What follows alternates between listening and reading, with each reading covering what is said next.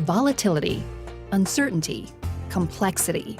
This is the work environment that is our reality. What will leaders need to know to be successful in the future? Who will they need to be to build team member commitment? How will they need to show up to create a motivating environment for their people?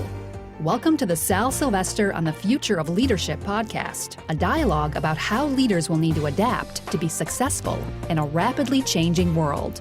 And now, please join your host and executive producer, Sal Silvester, to engage in the conversation about the future of leadership and how to transform people into confident leaders. It's Saturday morning, March 14th, and everything feels like it's in upheaval. Here in Boulder, Colorado, school systems are closing, offices are making work from home mandatory, and people are canceling travel. On top of that, there's an oil crisis going on between Russia and Saudi Arabia, and the stock market is in complete turmoil.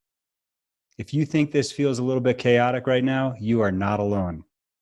I'm feeling called personally to do my small part during this global crisis to help leaders, because I know that it's ultimately leadership in every sector of society, from small and large businesses to nonprofit and government, that will help us resolve the current global crisis and move us forward. So to that end, we're interrupting season 2 of Sal Silvester on the Future of Leadership podcast, where we've been focused on organizational and cultural alignment. Instead, we're going to focus the next few episodes on providing leaders with a few tangible and actionable tools that can help during these critical times. So today, we're going to focus on communicating effectively during a crisis. And at the end of the podcast and on our website, you'll find a downloadable template to help you create intentional and on-purpose communication through this and any future crisis that you or your organization may face. Please share it with others, with leaders, with friends, with organizations, because together we can make a difference. All right, so let's get into it. So part of what contributes to the noise and instability during significant periods of uncertainty is haphazard communication from leaders. A few tweets or offhanded comments, pictures of empty shelves showing up on social media feeds, and the unnerving sense of an invisible airborne threat. And suddenly we're buying dozens of rolls of toilet paper and gallons of hand sanitizer. You may have seen on one of my recent blog posts, I spent 17 years on the mountain rescue team and just retired this year. And one of the strategies I learned early in my time on the team was a mantra that we would use on the way to missions. Their emergency is not my emergency. And it was meant to keep me grounded in the present, to stay calm, to get focused. It was really meant to help ensure that when I arrived on scene, I could perform effectively, I could collaborate efficiently with my team members, and operate with the right level of urgency, but never frenetically. During any time of unusual uncertainty, leaders have to communicate with intention, period. Pat Reisner, a recent guest on this show, has led global organizations through major crises. And in a recent episode, Pat shared advice on how to lead through crisis. Here's what he said. Pat, you've also led previous organizations through major change efforts, demergers, catastrophic events in business. What's your insight or advice on how leaders need to be able to bring those chaotic moments back in under a better sense of control or security, if you will? How do you lead through big change like that?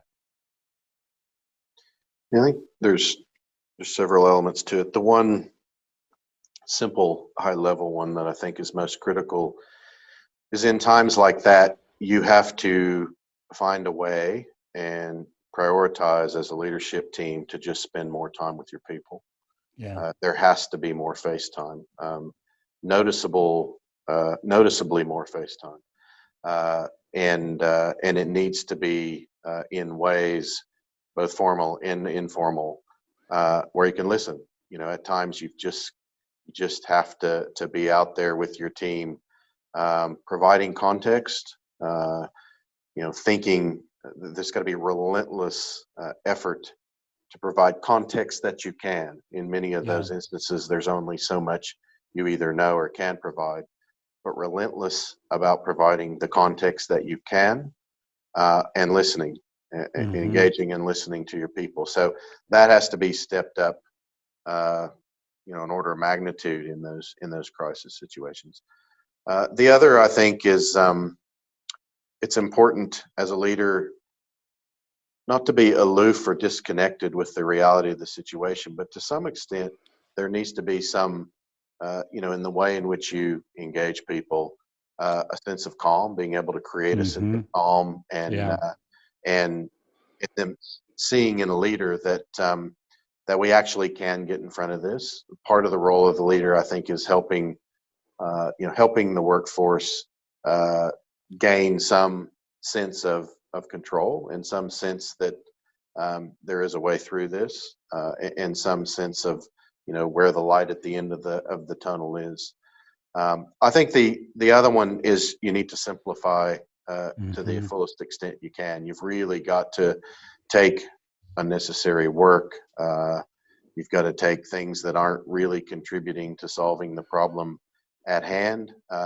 You have to eliminate that. You have to take that out of the business and really significantly simplify the world of everyone involved, so they can focus on the things that matter most, on themselves and their family and their well-being, but also on solving the great problems, and coming up with the ways in which you need to work through that. Last thing I'll say is transparency to the fullest extent possible, and honesty and integrity. So it can erode trust at times when you're in those situations, and ultimately being as transparent as you can, as timely with that information, and as open and honest as you can is critical. All right. Given the advice that Pat just shared, I want to offer a practical and tangible tool to help you and your leaders and team communicate with intention and purpose. It's based on our AIM change model. Step 1 is align. Step 2 is inspire. Step 3 is measure. All right, so let's explore the model. Again, this is a communication model to help you communicate intentionally and on purpose in any situation, but especially when leading a crisis. All right, so let's explore step 1, align. And really the focus of this step is to immediately bring stability to the system. And we do that by getting clear on what our messaging will be. So the first question to answer is, what is the ideal outcome to the current situation that you're driving toward? We have to start with outcomes first.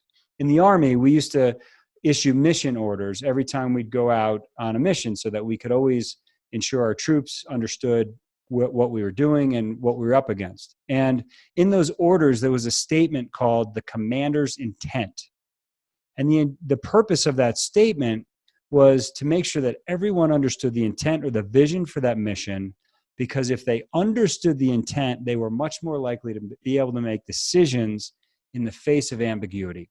So if you're taking drastic measures with your office or making mandatory work from home closures, maybe that vision statement, that first outcome statement that you should be focused on, is related to remaining productive in difficult times, or working together through the situation, or maybe the outcome is related to flattening the curve so that people understand the higher purpose of why we're making these drastic measures. Ultimately, people need to understand the outcome and the reason for the outcome. They have to understand why. The second part of the align step is to define the emotions you want people to feel. People rarely change based on logic and fact alone, and we as leaders have to be clear about the emotions that we want to help generate in our messaging and through our communication. So maybe what your intent is to create a sense of calm. Maybe it's not. Maybe it's to create a sense of urgency, to get people to move and to help us all flatten the curve. Maybe you want to instill a sense of confidence that we can get through this together. Whatever that emotion is, get clear on the emotion that you want to generate in your communication, because it's ultimately that emotion that is going to move people toward that ultimate outcome that you're driving toward. The third component of this first step in the align phase is to identify up to 3 messages that will help you align and stabilize the situation. And the purpose of this step is to share it with leaders at every level in your organization so that they can help cascade consistent messaging to everybody, ultimately helping to bring more stability to the environment. So if you're on an executive leadership team, make sure that you get clear on the top 3 messages, and that your extended leadership team, maybe those leaders at the level beneath you, understand what those messages are so that they can cascade those messages in their all hands or in their team meetings.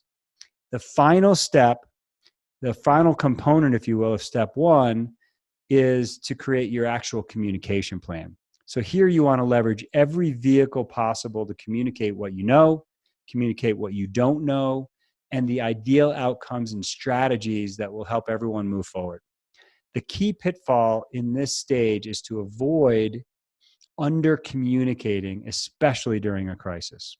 All right, so let's move on. That was step 1, which is really about alignment, aligning your people and stabilizing the system. Step 2 is about inspiring people through short-term wins and recognition. So we don't know how long this crisis is going to last. We don't know if it's 30 days, 90 days, 120 days, or maybe even longer. So we have to do 2 key things as leaders. Number 1, we have to design and engineer visible wins and improvements that will generate momentum and continue to stabilize the situation. So you as a leader have to literally think about what early wins can you create, by when, and what's the plan to make it happen, and who's going to lead the effort in making that happen. So it might be as simple as, hey, everyone working remote gets their technical systems up and they're all online within 7 days. Or maybe it's, we just conducted our first team meeting or our first all hands meeting virtually and it was successful. The concept here is that we have to find ways to win along the way to give everyone a sense of connection and that they're moving forward toward the bigger picture together. The second component of step 2, the inspiration phase, is to inspire people through short-term wins, but also through recognition. So we've got to create a reward and recognition plan, literally identifying what do we need to recognize throughout this crisis, who needs to be acknowledged, how will we acknowledge them, and by when.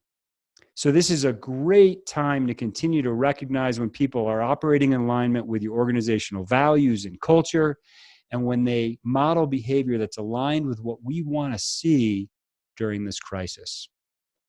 The final step in this process, step 3, is to measure and communicate results. What gets measured gets done, right? And at the end of the day, we're all still running businesses.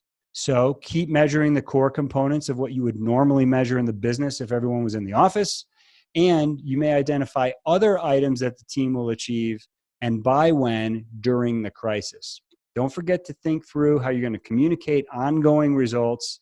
And in the case of many businesses today, those ongoing results are going to be communicated through virtual channels and methods. So those are the 3 steps for communication in times of crisis. Very simple process, but it'll help make your communication intentional. Step 1, align everyone and bring stability back to the situation through clear vision and communication plan. Step 2, inspire people through short-term wins and having a solid reward and recognition plan in place.